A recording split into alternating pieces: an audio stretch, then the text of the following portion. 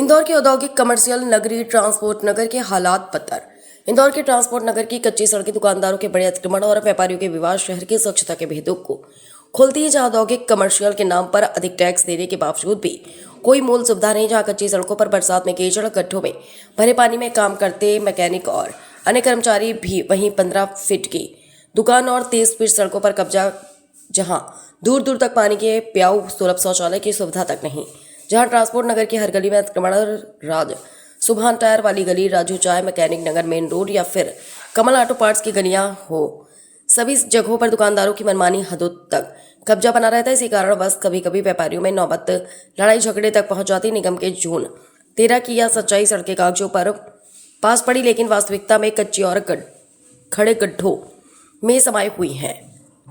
ऐसे हालातों को आपके सामने लेकर आए हम। देखें वीडियो में मध्य प्रदेश की आर्थिक राजधानी इंदौर के औद्योगिक कमर्शियल नगरी ट्रांसपोर्ट नगर के हाल। अतिक्रमण है, 95% अतिक्रमण है। जिन लोगों की 500-500 स्क्वायर फीट की दुकानें हैं, 1000-1000 स्क्वायर फीट बाहर कवर करके रखा हुआ है।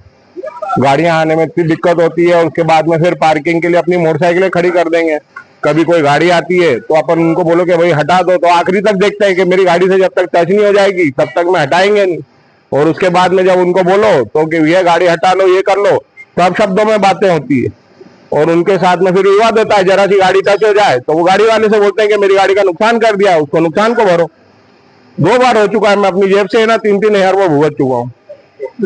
उसके बाद में फिर गाड़ियां बाहर खड़ी हुई है। उसकी गाड़ी खड़ी है यहाँ, जितनी बार भी फ्लाइंग स्क्वाड आई है या जितनी बार भी नगर निगम वाले आए हैं या टायर हटे या कुछ भी है, उसमें से 80% मैंने ना कहते हैं यहाँ पे वो शिकायत करी है। पूरी गली में मैं बदनाम हूँ। सब जने मेरे से ना कहते हैं बदनाम है कि जो भी जब भी फ्लाइंग स्क्वाड आती है उनको यही है कि गोल्डी ने रिपोर्ट करी होगी, तभी है ना ये लोग आए हैं। यही बदनाम हुए यहाँ पर ना, और आएगी तो ये रहेगा कि साफा मेरे सर पे ही बनता है कि इसने कंप्लेंट करी होगी। होती है क्या, आते हैं, कार्रवाई करते हैं और 4 दिन की चांदनी, फिर अंधेरी रात है, फिर वापस वही जम जाता है सब कुछ।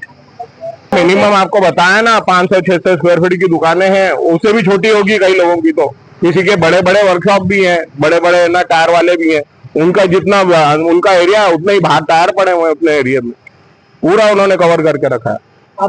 मेरा नाम अजीत मनुजा है। वो तो है ना, आंखों देखे हमको कई बार हम खड़े हो जाते हैं कि भाई अब ये निकलना है अपने को यहाँ से, तो वो जब तक हटेगा नहीं अपन उसको विवाद बोल के करे क्या, खड़े रहते हैं। वो हटेगा तो मैं निकलूंगा। ये स्थिति रोज की है, आज के दिन की नहीं है। और अगर कभी कोई गाड़ी क्रेन से बुलवानी पड़ती है तो हमको सोचना पड़ता है, वो दिन में तो आ ही नहीं सकती। हमको क्रेन वाले को बोलना पड़ता है भाई तू रात को लेके आना, जब पूरा शांत हो जाएगा माहौल तब हम लगाएंगे।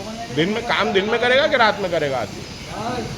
क्या चाहते हैं, इसका हल क्या आपको क्या लगता है? हल ये है कि बस ये समस्या का निराकरण हो। जो भी हो काम करो, सबको काम करना है। मैं ये नहीं बोल रहा कि आप काम मत करो, काम करो, लेकिन किसी भी काम करने का तरीका होता है। इतना अतिक्रमण मत करो। ठीक है, आपने अपनी दुकान के रखे 1-2 टायर बाहर जमा लिए, समझ में आता है। ढेर लगा के जितना दुकान के अंदर माल नहीं है उससे ज़्यादा बाहर रोड में रखा हुआ है। 8 फीट का रोड है भाई, आदमी अगर बाहर सामान रखे तो 5 फीट में रख ले, 10 फीट में रख ले। यहाँ पे उन्होंने 20 फीट की दुकान है, 20 फीट का रोड घेर रखा है। 20 फीट इधर से, 20 फीट इधर से, वो गाड़ी निकलने की जगह नहीं है और यहाँ पे लोग परेशान है। यहाँ पे कंप्लेंट करो, गाड़ी आती है, 1 दिन आती है, 2 दिन आती है, उसके बाद ये सामान हटा लेते हैं गाड़ी के डर के मारे। उसके बाद फिर वाकई सामान जम जाता है। फिर वो फ्लाइंग स्क्वाड 6 महीने में आती है, वो उसे कोई असर नहीं होता उसका। क्या है? मोहम्मद खुर्शीद।